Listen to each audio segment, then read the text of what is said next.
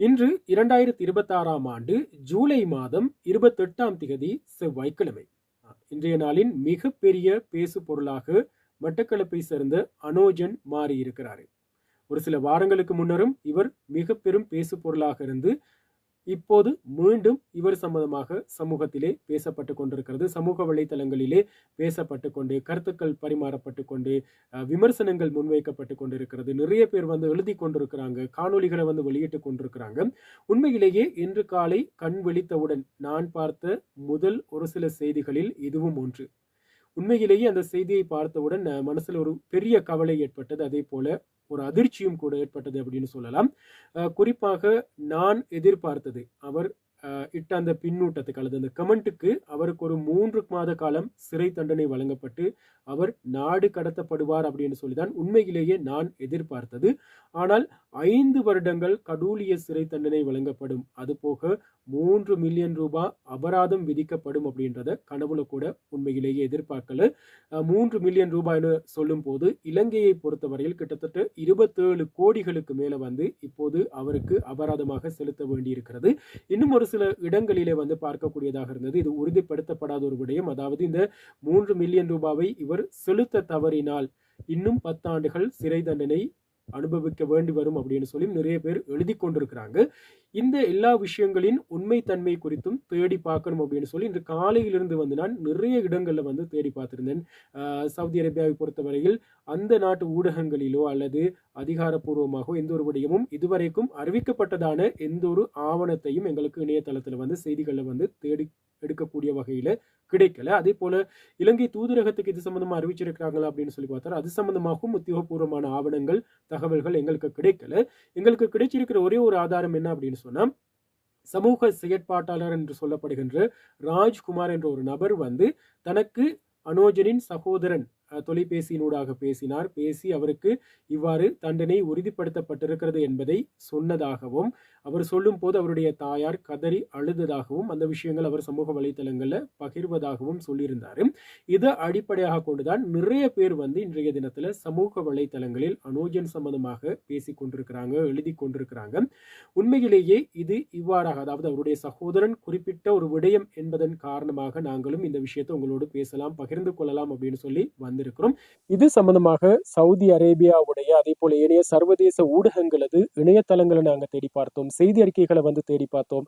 இலங்கையை பொறுத்தவரையில் இலங்கையின் மிக பிரதானமான செய்தி நிறுவனங்கள், தொலைக்காட்சிகள், வானொலிகளது செய்தி அறிக்கைகள் சம்பந்தமாக, இணையதளங்கள் சம்பந்தமாக ஊடகவியலாளர்களிடம் நாங்கள் தேடி பார்த்தோம். இதுவரைக்கும் உத்தியோகபூர்வமாக அதிகாரப்பூர்வமாக இந்த செய்தி அறிவிக்கப்படல. ஆனாலும் ராஜ்குமார் என்ற அந்த சமூக செயற்பாட்டாளருக்கு அனோஜனின் சகோதரன் தொலைபேசியினூடாக சொன்னார் என்ற அந்த ஒரு விஷயத்தை மாத்திரம் எடுத்துக்கொண்டு இந்த காணொலியை பதிவிடுறோம்.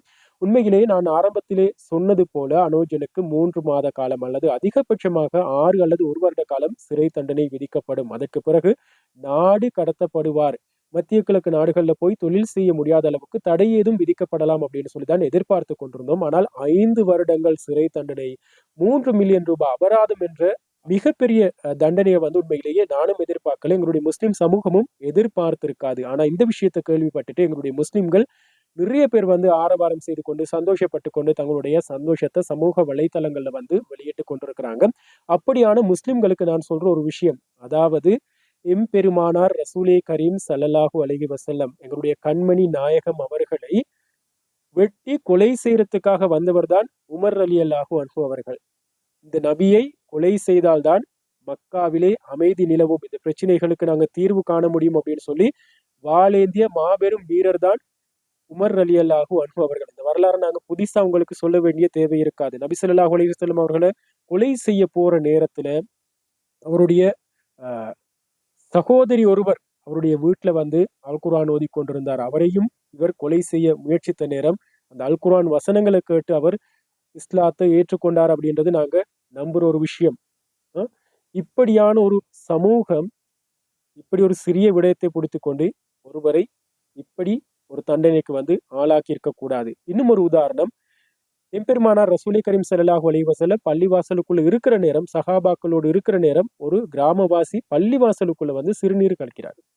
இதை பார்த்து கோபமடைஞ்சு ஆத்திரப்பட்ட எங்களுடைய சமூகம் அவரை தாக்க போற நேரம், அவரை தடுத்து நிறுத்த போற நேரம் நபிகள் நாயகம் ஸல்லல்லாஹு அலைஹி வஸல்லம் கொஞ்சம் பொறுங்க, அவர் அவருடைய வேலையை செய்து முடிக்கட்டும், சிறுநீர் கழிக்கிறத முடிக்கட்டும், முடிச்ச பிறகு நாங்க பார்க்கலாம் அப்படின்னு சொல்லி அவர் சிறுநீர் கழித்த பிறகு அவரை கூப்பிட்டு அவருக்கு ஆலோசனை வழங்கினாங்க. பள்ளிவாசல் என்பது தொழுகைக்குரிய ஒரு இடம், இதை நீங்க இப்படி அசுத்தப்படுத்த கூடாது என்று சொல்லிட்டு ஒரு சஹாபி மூலம் தண்ணீரை கொண்டு வந்து பள்ளிவாசலை சுத்தம் செய்தாங்க. நபி ஸல்லல்லாஹு அலைஹி வஸல்லம் அவர்கள் தெருவுல போற நேரம் தினந்தோறும் ஒரு மூதாட்டி அவங்களோட உடம்புல குப்பைகளை அள்ளி கொட்டினாங்க. தொடர்ந்து ஒவ்வொரு நாளும் நடந்து கொண்டிருந்தது.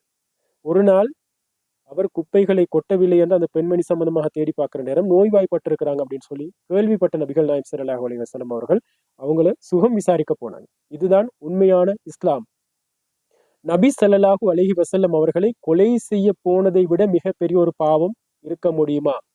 அப்படி ஒரு பாவத்தை செய்வதற்காக போன உமர் ரலியல்லாஹு அன்ஹு அவர்களை நபி ஸல்லல்லாஹு அலைஹி வஸல்லம் அவர்களும் அல்லாஹ்வும் பொருந்தி கொண்டு அவரை மன்னித்து அவரை மிக பெரிய ஒரு இஸ்லாமிய தலைவராக கலீஃபாவாக மகுடம் சூட வைத்த இஸ்லாம் இப்படி ஒரு சொல்லை கொண்டு ஒரு நபரையோ ஒரு குடும்பத்தையோ துன்புறுத்த, ஒரு சமூகத்தை துன்புறுத்த எந்த ஒரு இடத்திலையும் வலியுறுத்தல் இது இஸ்லாமும் அல்ல. அவர் தவறு செய்திருக்கிறார்.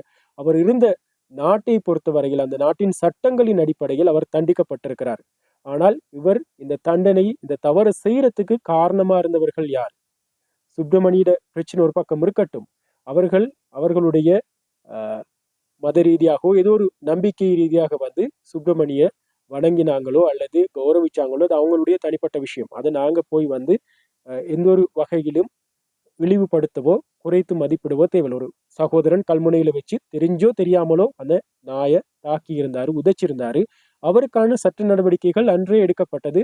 50,000 ரூபாய் அபராதம் செலுத்தி இப்ப அவர் இருக்கிறார். ஆனா இந்த விஷயத்த சமூக வலைத்தளங்கள்ல பெரிதாக்கி 2 சமூகங்களுக்கு இடையில ஒரு பாரிய முருகலை ஏற்படுத்தி இப்போது இந்த நிலைமைக்கு கொண்டு வந்திருக்கிறது நீங்களும் எங்களை போல ஒரு சில ஊடகவியலாளர்களும் தான். எனவே இது சம்பந்தமா எங்களுடைய சமூகம் விழித்துக் கொள்ளணும். அனோஜனை தண்டிக்கிறதை விட அனோஜனை மன்னித்து இந்த சந்தர்ப்பத்தில் அவரை மீண்டும் நாட்டுக்கு அழைத்து அவருடைய குடும்பத்திடம் ஒப்படைப்பதுதான் ஒரு இஸ்லாமியன் அல்லது முஸ்லிம் என்ற வகையில எங்களுடைய பொறுப்பாக இருக்கணும். எந்த அளவுக்கு இது சாத்தியப்படும் அப்படின்றது எனக்கு தெரியல. இருந்தாலும் இலங்கையில் இருக்கிற ஒவ்வொரு முஸ்லிம்களும் அனோஜனுக்காக குரல் கொடுக்கணும், பேசணும். அவர் பேசிய விஷயம் உண்மையிலேயே தவறு. சில சந்தர்ப்பங்களில் நான் அந்த இடத்தில் இருந்திருந்தாலும் நான் அனோஜனை அடித்திருக்கலாம், அவரோடு வாக்குவாதப்பட்டிருக்கலாம், சண்டை பிடித்திருக்கலாம். அதே போலதான் ஏனைய சகோதரர்கள் இருந்திருந்தாலும். ஆனாலும் அவரை மன்னித்திருக்க வேண்டும். அதுதான் ஒரு முஸ்லிமுடைய பண்பு.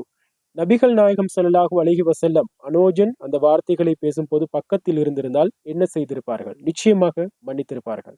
அவருக்கு மார்க்கத்தை புகட்டியிருப்பார்கள், அவரை நேர்வழிப்படுத்தியிருப்பார்கள் என்பதுதான் என்னுடைய கருத்து. எனவே தண்டிக்கப்பட்டிருக்கிற அனோஜனை நாங்க இன்னும் அவருடைய குடும்பத்தை இன்னும் காயப்படுத்துறத நிறுத்திக் கொள்ளும். இது ஒரு முஸ்லிமுடைய பண்பே கிடையாது. நாங்கள் அவர்களுக்கு ஆறுதலாக இருப்போம், அவருடைய குடும்பத்துக்கு உதவி செய்வோம். அனோஜன் செய்த தவறுக்கு அவருக்கு தண்டனை கிடைத்து விட்டது. ஆனால் அவரை அப்படியான ஒரு பின்னூட்டம் விடுறதுக்கு ஒருவர் காரணமா இருந்திருக்கிறார். அவரை தூண்டிய ஒரு பதிவையிட்ட ஒரு நபர் இருக்கிறார். அவரை தேடி கண்டுபிடிக்கணும். அவருக்கும் நாட்டின் சட்டத்தின்படி தண்டனை பெற்றுக் கொடுக்கணும். இல்லை என்று சொன்னால் அவருக்கு நாங்கள் செய்கிற மிகப்பெரிய ஒரு துரோகமாக, அதாவது அனோஜனுக்கு நாங்கள் செய்கிற ஒரு மிகப்பெரிய தவறாக இருக்கும். அவர் தானாக ஒரு பதிவை எந்த ஒரு இடத்திலையும் பதிவிடல. நான் அனோஜனை நியாயப்படுத்தல. இருந்தாலும் அவர் ஒரு பதிவை பார்த்துட்டு அதற்கு ஒரு கமெண்ட்டை, பின்னூட்டத்தை பதிவிட்டிருக்கிறாரு. அந்த நேரத்தில் அவருடைய மனநிலை எப்படி இருந்தது என்று எங்களுக்கு தெரியாது. எனவே அவர் செய்திருந்தார் ஒரு தவறை, அந்த தவறுக்காக மன்னிப்பும் கோரியிருந்தார். அந்த வீடியோவையும் நீக்கி இருந்தார். ஆனா சமூக வலைத்தளங்கள்ல முஸ்லிம்களும் தூண்டப்பட்டாங்க, இந்துக்களும் தூண்டப்பட்டாங்க. இதன் காரணமாக ஒரு சிலர் அவசரப்பட்டு முறைப்பாடு செய்து இப்போது அவருக்கு தண்டனை கிடைச்சிருக்குது. உண்மையிலேயே அனோஜனின் குடும்பத்தால் இந்த 3 மில்லியன் ரூபாய் என்ற அபராதத்தை செலுத்த முடியாது, அவரை மீட்க முடியாது. சமூக வலைத்தளங்களில் அவரை பகடைக்காயாக வைத்துக் கொண்டு சண்டை பிடித்த ஒவ்வொரு இந்துவும் ஒவ்வொரு முஸ்லிமும் இதற்கு பொறுப்பு சொல்லணும். எனவே கட்டாயம் அந்த அபராதத்தை செலுத்துறதுக்கு உங்களுடைய பங்களிப்பை கட்டாயம் செலுத்தணும். செலுத்தி நாங்க அனோஜனை மீட்கிறதுக்கு தேவையான நடவடிக்கைகளை இலங்கையர்கள் என்ற வகையில முன்னெடுக்க வேண்டும் என்பதுதான் என்னுடைய கோரிக்கை. இதை ஒரு பாடமாக எடுத்துக்கொண்டு நாங்கள் அனைவரும் எதிர்காலத்துல சமூக வலைத்தளங்களை பயன்படுத்துவோம்.